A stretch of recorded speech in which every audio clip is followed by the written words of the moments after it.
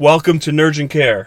I am Parrot named Mike, and joined with me, of course, my partner, Doc Soap. All right, Doc Soap. Now, today we want to do a special episode, something a little closer to the heart.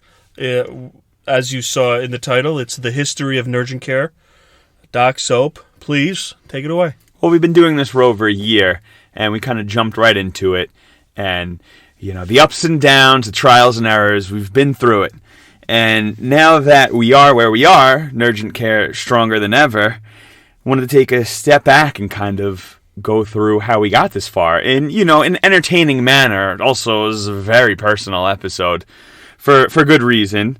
And just wanted to take everyone on that trip with us to show where we are today. And to thank you for helping us get to where we are and how forward we look to where we will be going. And now that we're past that embryonic stage and, we've really hit our stride. I'm very proud of what's out there.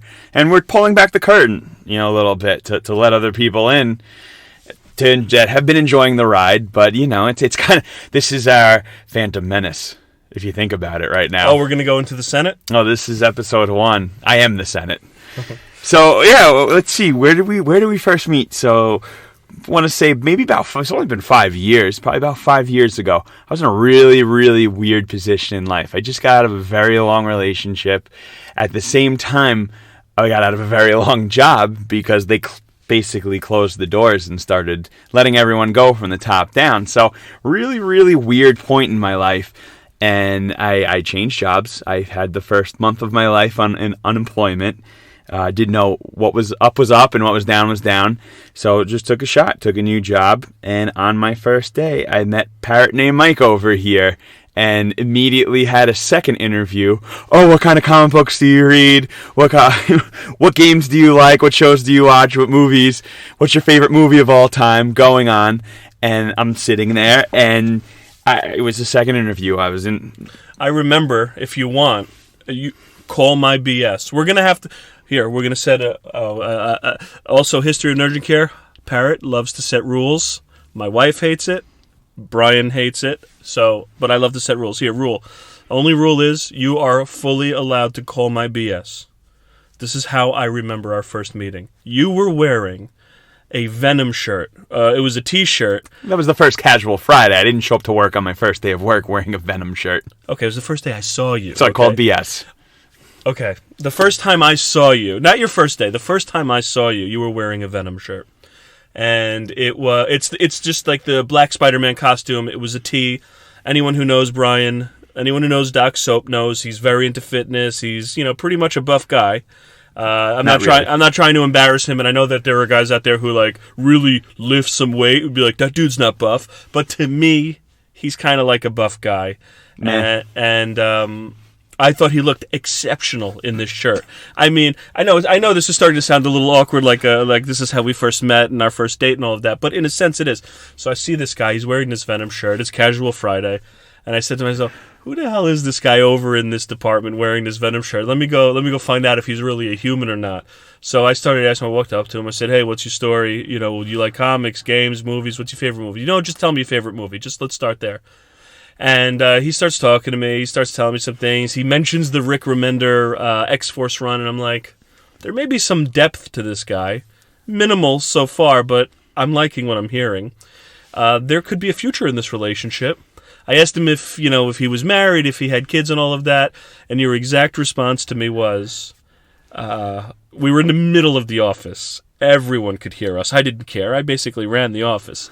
Your response to me was, well, we're kind of right now in the middle of the office, and everyone could hear us, and I don't really know you that well, and I don't know how comfortable I am telling you the details of my relationship, but I did just get out of a relationship.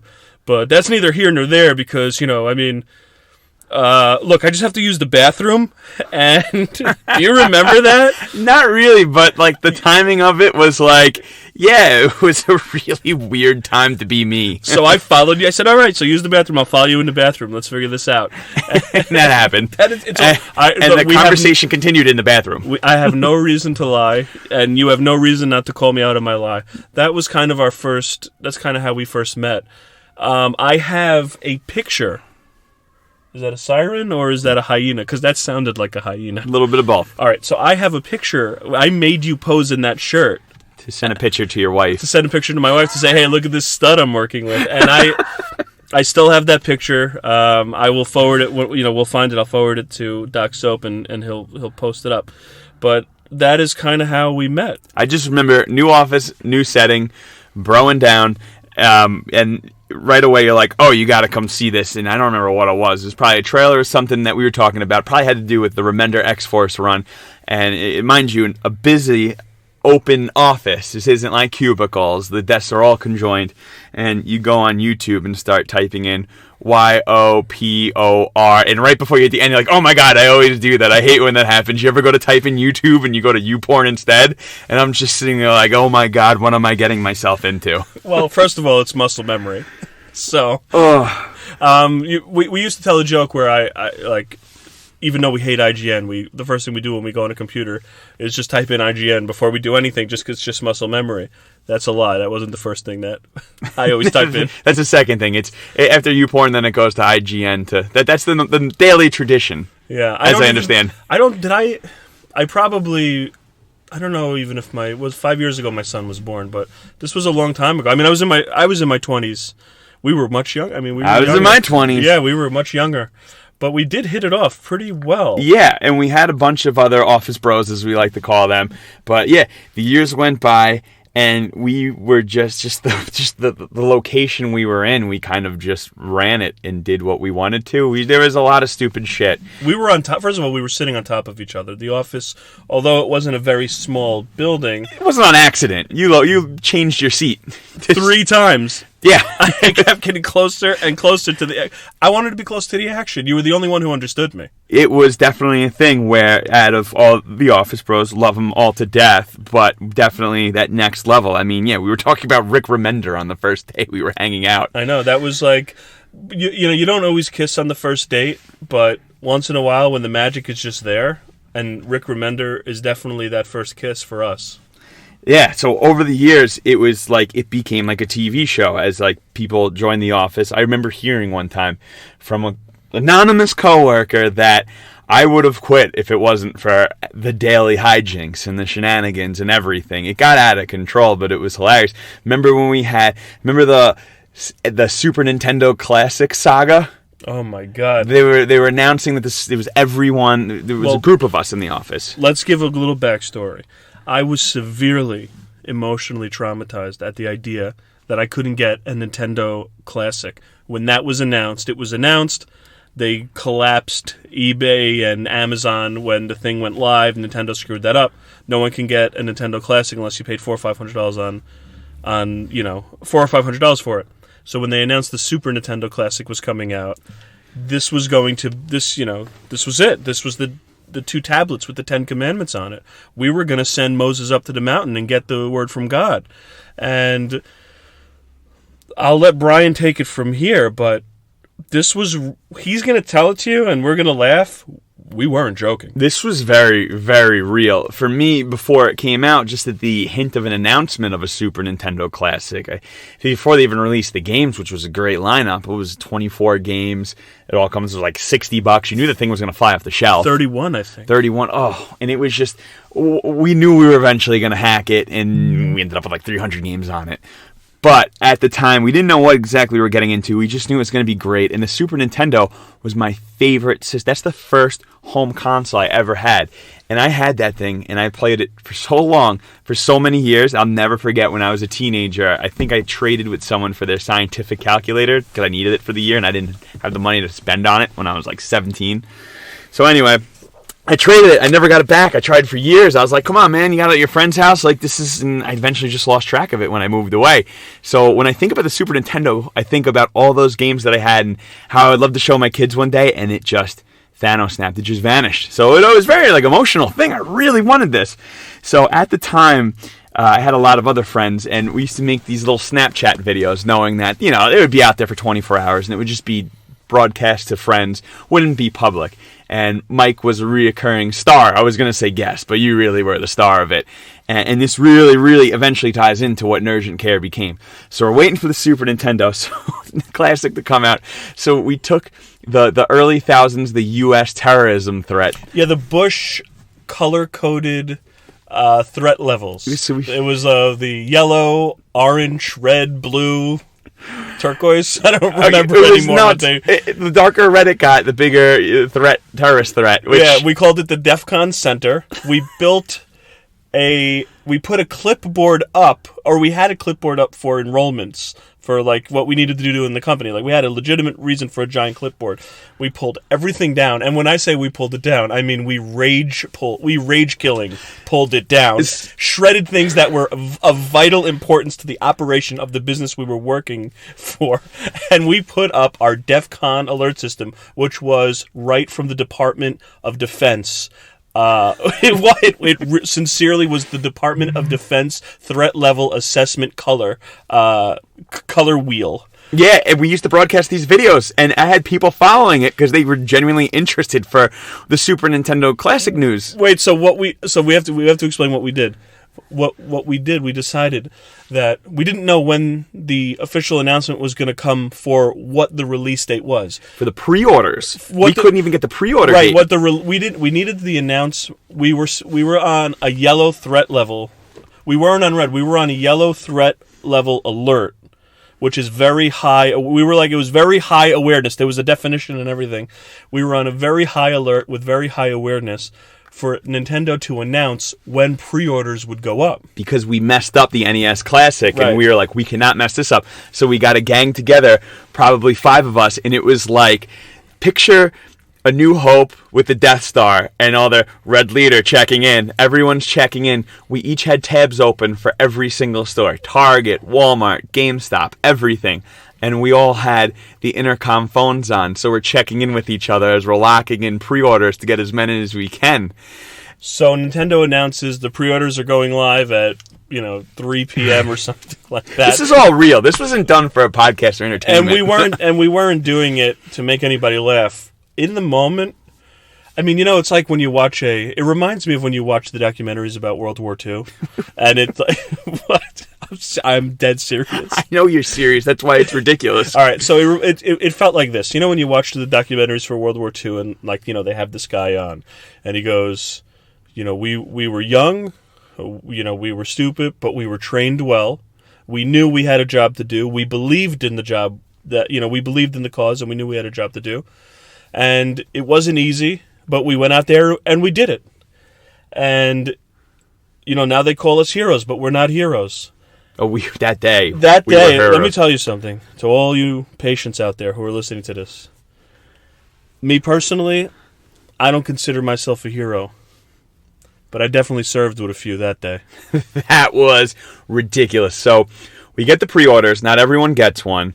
I got my own pre-order. I got my Super Nintendo Classic. I think I woke up, got one at Target, and there were a few people left that didn't have one, and I wanted to get one for my future in-laws at the time. And we were very cool about it. We were pre-ordering as many as we could, even if we weren't going to pick them up necessarily. We were because we knew that there were people who were just scared to get in on this craziness, because at the end of the day, we were still in an office. So yeah. But we knew that, there were going to be people left out to dry, and again, you have to start to see how this forms NERDgent Care and the idea of a response and medical service for pop culture, because Soap and I took it upon ourselves to extend a help. It was like Doctors Without Borders.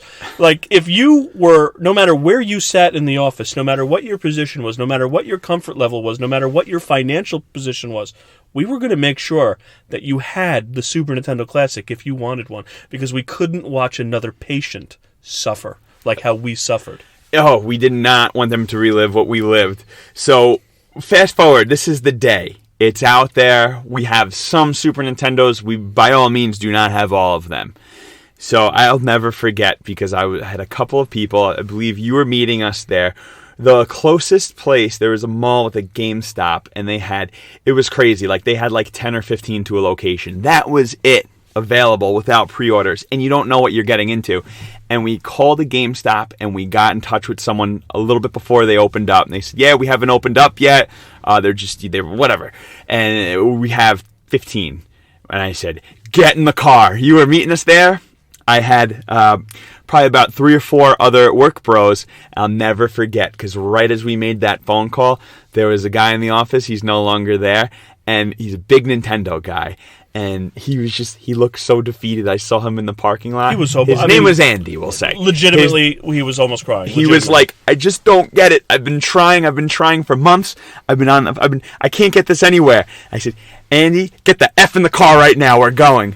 And I don't want to condone any illegal activities, but what you hear next might be a little incriminating. Because me and 4 other work bros to meet you, once we got that call from GameStop, it was probably like a 15 to 20 minute ride. We just left the office. We didn't leave anything. We ran. Had to be 8 minutes flat. We were at the mall.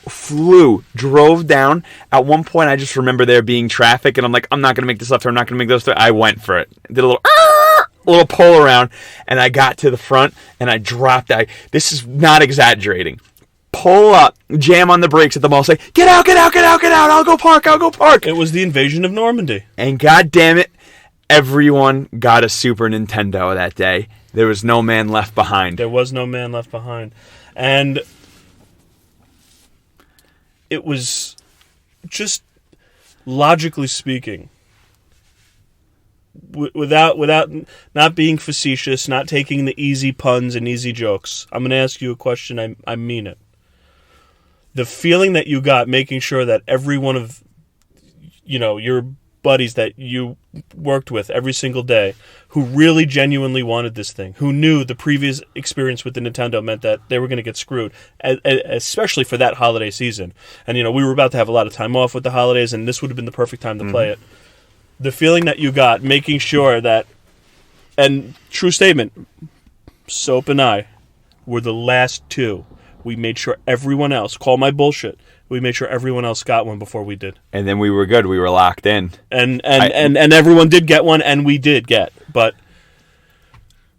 I had 2. I had my future in-laws at the time, and then mine was the second one. Right. My point is, how did it make you feel to have done that? It was gratifying. It was really the genesis of NERDgent. Yeah, I mean, it's a little bit of a humble brag, but we put a lot of work in, and we nailed it in a situation where, most likely in most instances you wouldn't have been able to secure multiple Super Nintendos, meaning one for everyone who was all in on this with us. Right. Since the inception, since we had the terrorist threat / Nintendo pre-order warning, and we used to give daily updates, since we all logged in on the computers the same day and had all 10 different tabs up with different stores waiting in queues. It was the F5 frenzy. And it all paid out. That's the refresh button, right? Refresh. That was it. F5, refresh. And then eventually you get it. And it was stressful and it worked, but that was one of the best feelings that day, when everyone had a Super Nintendo Classic in their hands, and we could just I think we plugged it in on the TVs. No work got done that day. So sorry, previous owners, if you ever stumble upon this, but that was just, we had to take a victory lap at that point. I just remember Andy there holding it, and he was just staring at us, and he's like, how did you guys do this? And I gotta say, just to close off this point of the Super Nintendo saga, I'll tell you how I answered Andy. I said that we had a job to do. We believed in the cause. We had the correct training. It wasn't easy, but we went out there and we did it. Yeah, and that was a wild, wild time, and it all paid off. So all right. So we weren't trying to be entertaining, but we were really and it sounds like another humble brag, but we were trying to make each other laugh. We would try to entertain each other, but this is years before the words NERDgent Care were ever put together. I mean, we had the Snapchat going. I think that was really the immediate inception of this all, was the immediate chemistry and bro down. Led to the Snapchat, led to sometimes there were arguments that played out early on in NERDgent Care's life that we had parallel arguments back to. So, for example, we would just come in and we would just be talking about a movie or something that we saw. Or we would always have spoiler alerts every time a big movie came out. And this is before our podcast. we'd say, you have until this day to see this, all bets are off. If you have 4 or 5 days, that's really it. And then we'd go see a movie, and we would debate. I felt like I was the only person who could really check you in some ways. Not the only person, but, I was also vocal and, very, very passionate about this stuff, as you were. You were willing to check me. Which would lead to butting heads. It would lead to, practically speaking, to understand, it would get loud in an office. Exactly, and people would pull up chairs after a while, comically, not to be like... people would pull up seats, front row seats, and we would go at it for long periods of time. But it was personal. I was angry and annoyed that you just don't seem to understand basic concepts of human... which means you still... like just the human condition, or the fact that Superman really is... If he doesn't have to be your favorite to be the best... of the superhero, like the greatest superhero in the world is Superman. It doesn't mean he has to be your favorite. These were the kinds of things that, maybe it was entertaining. Maybe people pulled up a chair, and it certainly led to us saying we have to do more with this. Like, we have to channel this into something a little more creative than potentially get ourselves fired. But it wasn't. We weren't risking our jobs to put on a show for the 2 or 3 other guys or girls who were listening to us who were having fun. We genuinely got into a very heated argument.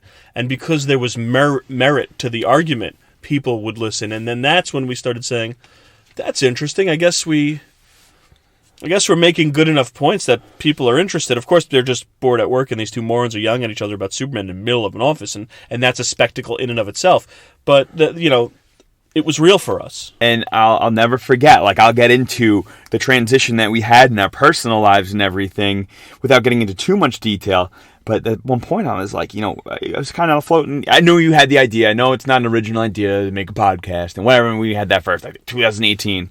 But Joe Rogan's been doing it for 10 years. Oh, it's a thing. It's not. We don't claim to have. We're not geniuses. No. We're not social media geniuses. None of that. But we needed a creative outlet. We needed somewhere to filter this. We needed to make this more constructive rather than just 2 guys yelling at each other because they both genuinely thought they were right and their adversary was wrong.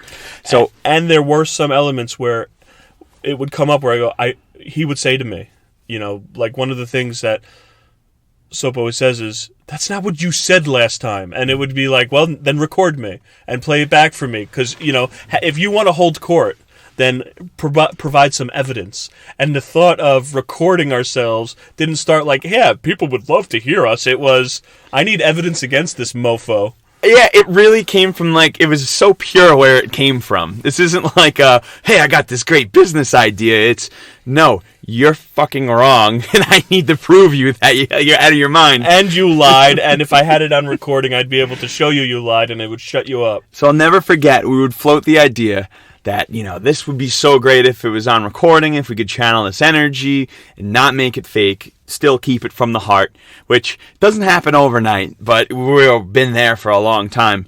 And just get it out there and produce it in a way so people can listen. I'll never forget floating the idea. And then one day, a friend of the show, Scully, he and his friends did an MCU superhero fantasy football league, meaning they took all of the characters from the movies at that point, and they gave them rankings, and they each assembled a team of 5. And then, without planning, without training or anything, or even knowing about it, you said, give me this, and you grabbed the piece of paper from him, and you went onto a 15-minute rant. It was like I was in a fugue state. You were. It was absolutely out of control. I was part of the audience. I was sitting there just watching with my jaw dropped. And you just go on and you take these 5 teams of 5 superheroes and break down, this is going to happen, and this guy thinks he's going to get the bigger hand, and he's going to cancel her out, and you're going through, and you say, and therefore, so-and-so wins. It was Thor. And Thor was, I think, the ultimate at the end. His first-round pick came through. But we're just sitting there like, and you don't think this is entertaining? Why? You didn't even try and be funny or anything. I was mad. I was mad that these and for Scully, who happens to still be a dedicated Kali is a listener. Kali is a fan. Kali is a friend first. And I was just and so I say this with all the reverence and respect. Kali and co, the people that were all involved were just such rank amateurs that I was mad. So I had to take it over and explain how every single thing would work. And yeah, I went into a fugue state or a trance or whatever you want to call it. But yeah, go ahead. Just go from there. But I was genuinely angry. Again, that you're gonna find that's the undercurrent of what NERDgent care is this real feeling in your belly, where this. And I know you want to get into this more, but the undercurrent is that we really got, and we really are passionate for whatever, however normal or abnormal that may be. But I had fire in my belly about that thing. But anyway, go ahead. So. And this leads on to the real, true birth of NERDgent care. So this was our night's darkest just before the dawn moment. Because we were in such a transition where everything changed overnight for us professionally. And we knew we had a little bit of time, but we didn't know if it kept going on. We didn't know. Everything was so uncertain. I remember I was just engaged at this point. This is we've been working together for probably 4 years at this point, something like that. And I just remember the stress was real. Everything was just coming together. Your life, my life. We didn't know what tomorrow was going to bring at this point. And, we still had that passion, and we still, I think that was the only thing keeping us sane. And it got to the point where I think it was like therapy for you. And I want you to speak more on this, but we were having these conversations, and I was just we have to channel this. We have to do something with this. We're living our lives right now so stressed. So the lightest moment, the best part of every day, aside from going to bed and having the family at home and everything, was coming into the office, knowing we're just going to get brutalized at work, knowing that everything's uncertain, it was really a strenuous time. And whether it's a little bit of the personal life stuff, or what great movie you saw this weekend, or what game's coming out, what you're excited about, and we would just close the door and have at it. And those were unrecorded. Those were NERDgent care sessions before we realized it. They were. It was very real. We touched upon this idea in our First World Problems episode we did a few weeks back, where we discussed how important the limited time that we have is, so we tend to have a little bit of anxiety about what pop culture things to use our time with, because whether it be a book or a game or whatever, we only have 2 hours, let's say. So we touched on a little of this, but I'll just say it again briefly. It really was my fortress of solitude. These conversations became my fortress of solitude. I had a 1.5-year-old at home. I had a 5-year-old at home. I have a wonderful wife. I have a wonderful home life. But going home and looking into your wife's eyes and not being 100% sure that your job will be there tomorrow, for example, and she hasn't been on vacation in a year or 2 years. She's working as hard as she can to make money and watching the kids at the same time. And, we needed some, the house needed some work. And now all of a sudden there was just this crazy uncertainty. And right at the moment where in your life as a young person starting a family, let's say, or a young person starting their life, or in Brian's case, beginning with Christina, about to get married and all of that, it became like going home and facing my family, which, again, my Jane and Christine, they're very, unbelievably supportive wives. I'm not saying anything about them, but just we feel that responsibility that it became stressful it was almost like hard to unwind at home when the stuff with the work started. That becomes a pervasive stress in your life. The uncertainty is the most stressful thing. The ride homes were the way life was right there for me, you, and anyone out there who knows, it wasn't good. It wasn't healthy. We had to make our moments. We had to have these sessions were our counseling. It was group counseling. I kind of became the doctor. You kind of became the patient, but we really were helping each other out more than we realized it, because those rides home every day, when you really had a second to unwind and think, and it's like, all right, I need a plan B, I need a plan C, I need a plan D, I need to refigure out what's my life doing, what am I going to do, and that all turned into look, we got to sit. We have to do something. We can start off. Let's just let's just start recording it. Let's get the podcast stuff. Let's get it all figured out. See where it goes. We'll try it for a year. We can always, do something different. We could always change it up. We have to do something. Right. We didn't want to do YouTube, at least first, necessarily, because I didn't feel comfortable being very present. I'm a young father. I have young kids, and it felt a little too personal for me. Some of that's going away, but and in addition, also, if you go on YouTube and you type in pop culture or anything, there's 48 trillion videos of people who are more articulate or who are better equipped to better looking, more articulate. Just kidding. Things like that. Who already have an established, studio who can give you the reviews and do and essentially do whatever it is we were going to do on YouTube.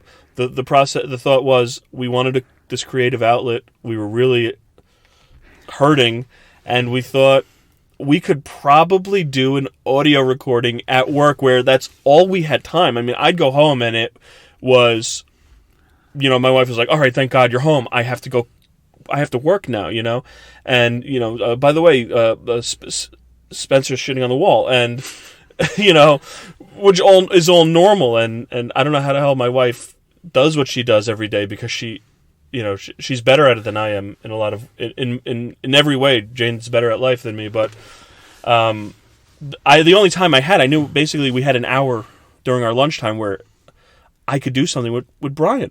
Yeah. And we knew that we couldn't do it. YouTube, essentially, like, in our heads, YouTube means like TV. We couldn't do a TV show at the office, but we could do this. So, do you remember the conversations we had? Because at first you were a little reluctant, but you even made me bring in a pitch and explain to you some ideas and some things, which ultimately, I believe your wife Jane came up with the whole doctor-patient thing, because, we were already doing that. So it was a great idea. That was because that's what was real. It was real. It was natural. So the rallying, one of the conversations we had during all the stress, the trials, tribulations, this is before we even owned a microphone. And when we couldn't afford one. At the time, we couldn't afford a microphone. Yeah, at the time, yeah. This microphone, these things went on credit cards. Yeah, they went on credit cards at the time. So with one of the conversations we had, and I want to say we about this part because it's not just me and you. At this point, anyone listening to this, it really is a NERDgent family. It goes to, and this isn't a comparison, what I'm getting to. Even some of the listeners, we mean you. No, the listeners, I mean all of the listeners. Yeah. We, as fanatic fanboys, this is everyone, and we just care so much. We care so much. It's a great thing. It could be burdensome, but meaning we care so much when there's a character, say Batman. It's almost like it's your kid. You had the conversation when he was mistreated in the Justice League movie. It's like they're doing something to your child. It's a part of you. It's like a part of your family, these fictional characters. The passion you show, the passion you have, you care so much, you care almost too much. And when that leads into fatherhood or being a husband or anything, and it's not a comparison. I'm not saying if you don't like comic books, you're not as good. That's in its own lane. I'm strictly talking about us. Me, you, the people listening out there. The passion that you have for these things is a fanboy. I say fanboy lovingly, not even in a looking down kind of way. But it's so real, and it kind of sets you up for life in a way that, I've cared about this fictional character so much. I mean, I need to see this movie and get tickets as an adult and make sure I have the best seat on opening night just so I can talk about it even before a podcast. The passion's real. So when you transfer this over to, we'll say, real things when it counts, having a kid, getting married, making sure, whatever it is, that's just a couple of examples of some real life stuff. You carry that passion over with you. And as a nerd, as a part of the NERDgent family, like, it's so real of just, I remember you looking at me in the eye and saying, the problem is that we care so much. And it all stems from that. And it's real. It's a very real thing. And that led to the conversations of, we need to do this right. Like, we care so much about this. We don't want to just half-ass. We don't want to go out there. We don't want to start yelling into a microphone and undercutting each other. And we did. We accidentally started off like that. We had our moments. We still do sometimes. Sometimes. But that was more of a function of for anybody who hasn't sat in front of a microphone and spoke, knowing that you're going to publish this to the world, all of a sudden the butterflies start to come, and we didn't go to school for broadcasting, we didn't go to acting classes, we didn't go to any of this stuff. It just was something that we felt that it's like you either have a creative outlet or vomit blood. Yeah. Like, that's maybe hyperbolic, but to an extent there's a lot of truth to that statement. And I just remember thinking, I have this thing, like, this idea that I could not achieve erection ever since Thanos snapped. Which was hilarious, and we were belly laughing. But the first time I ever said it, which was on the floor at work, the point was I was trying to impart on somebody who, it was, I hope it was during a lunchtime or something. Probably not. I was trying to impart on somebody the importance of, like, what Marvel has just done with the Thanos snap and killing all of these people. It has affected me on a real level, and I wanted to, just, for lack of a better term, inseminate a little comedy into the explanation, because the person was starting to look at me sideways. Like, you care this much about this movie? Well, yeah, I care this much about this movie. That's a representative of a comic book that I've cared since I was a kid. That, I've been fighting the good fight on comic books for a long time, and now you're over here watching a movie and giving me a review when you would have made fun of me in high school. So, yeah, it's very personal to me. So I wanted to, put in a little bit of humor, and that's when I said out loud, I haven't been able to achieve erection since Thanos snapped, and that became the basis of our very first episode.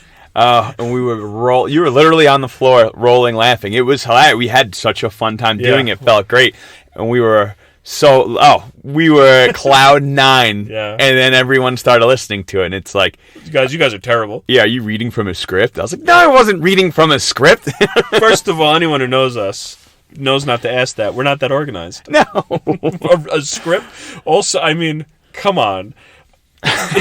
We're just not. You know what? It's like in politics when they're like, I'll use a guy who's no longer in office. Bush is an evil genius. He's not that organized. No. He's not any. It's all a compliment saying that. Yeah, it's a compliment. Like, wow, you really thought all this was planned? No, we really thought they were weapons of mass destruction. It was an accident. Like, it's better to just say you're an evil genius, because the truth is much scarier, which is, we made a mistake. Yeah. So we went in with no training, no anything, just, the good old-fashioned college try. Thought we were king and prince shit. And basically, we had to pull that episode down after 3 months because people were just violently annoyed at it. People were offended when they heard that. Meanwhile, flashback when we recorded it, we're like, we're the best.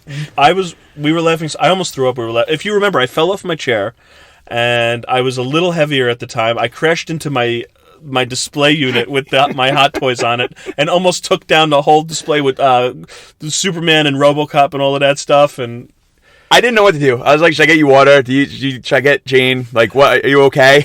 Oh, yeah, you did. You said, I got to go get Jane. I'm worried about it. No, I couldn't breathe. We were laughing so hard. I don't remember what the second part of that joke was. In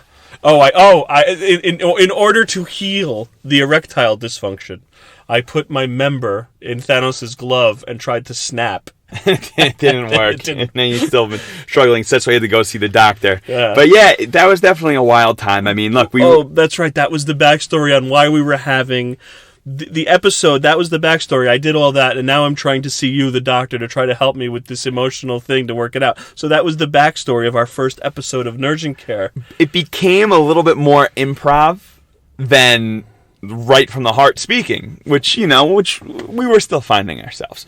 So we found ourselves, we went on, we had decent success, but we had so much fun doing it. We wanted to be different. The key was to be different. We didn't want to there was no point in having a creative outlet, and then we were saying the same thing that everybody else is saying.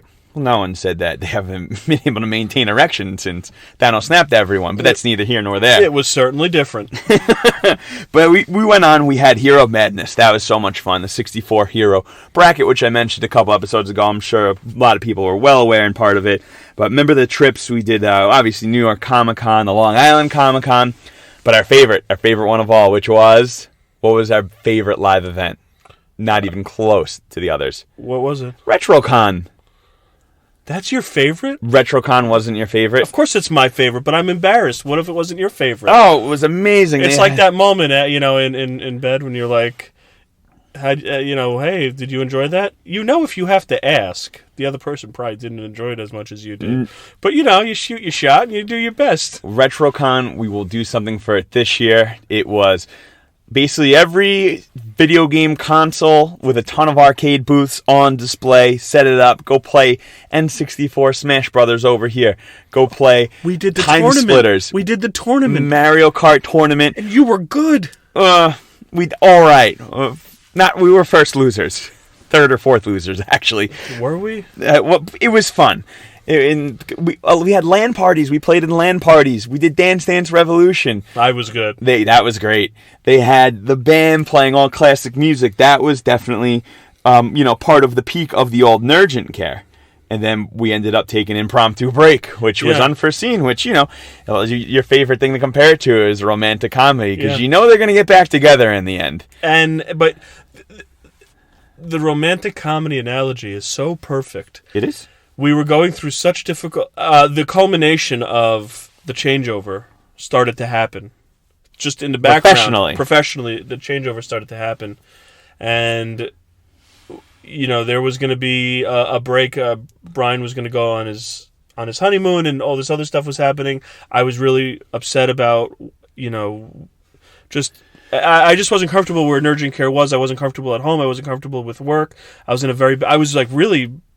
honestly, just going to come out and say I was depressed. It was depressing. I was depressed, and, we took a break. We took a 3-month break? Something like that. Yeah, it wasn't considered a break at the time. No, it wasn't considered a break at the time, but...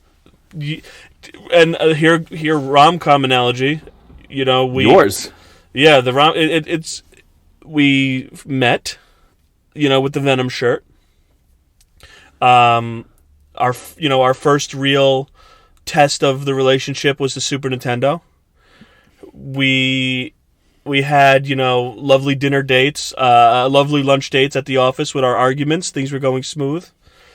Then in our personal life, something happened, and right before we were going to close the deed on the house, let's say, we decided we needed to take a break. And for those 3 months, I was, in my love seat in the basement, basically sobbing because I didn't know what was missing in my life, and you too. I mean, as much as one sobs in Thailand on their honeymoon. And you came back, to the office, and I said to you, we basically had our airport moment where we saw each other and we went running in each other's arms, and it was, I'm sorry, no, I'm sorry, and I don't know why we stopped, but something's really missing. Like, it's real. Something was really missing without NERDgent Care. There was a legitimate void. There was a legitimate void in our lives, and we said, all right, it's only been 3 months. This is stupid. I don't even remember why I was angry at you. I could never stay mad at you. We hugged, we kissed, we put our thing back up, and then boom, explosion, fan response, because we kind of came back a little smarter. Relatively smarter. Relatively.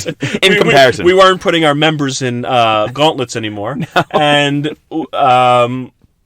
And we realized that despite what's going on in our personal lives, although the irony of me saying that after I'm telling you how personal superheroes are, but, outside of that, outside of the hobby, outside of the pop culture, regardless of what's going on professionally, regardless of what's going on personally, that NERDgent Care, as much as it is for the patients out there, as much as it is for all of you listening, for me and for Brian, for Mike and Brian, NERDgent Care is probably, sincerely, the most important psychological, medical relief that we have, for ourselves.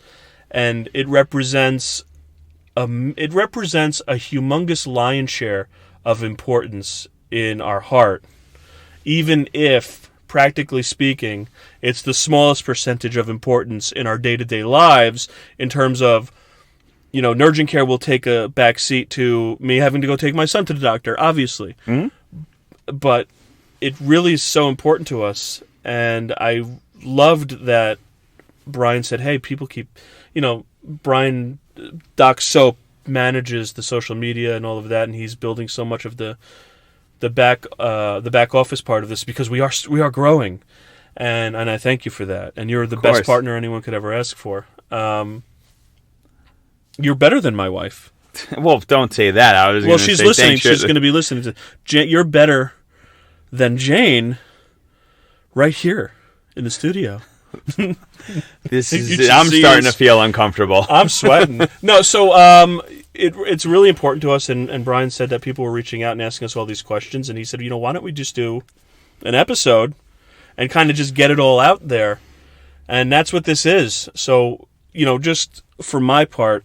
Brian, you're the best partner anyone could ask for, and I disagree with 99% of what you say, respectfully disagree with you, and you've changed my opinion on a lot of things, and you're admitting that now? I'm admitting it on this episode, and after this episode, I'll never admit it again, except for Jane in my life, and I've been with Jane 16 years, except for Jane in my life. I'm catching up. She's got competition.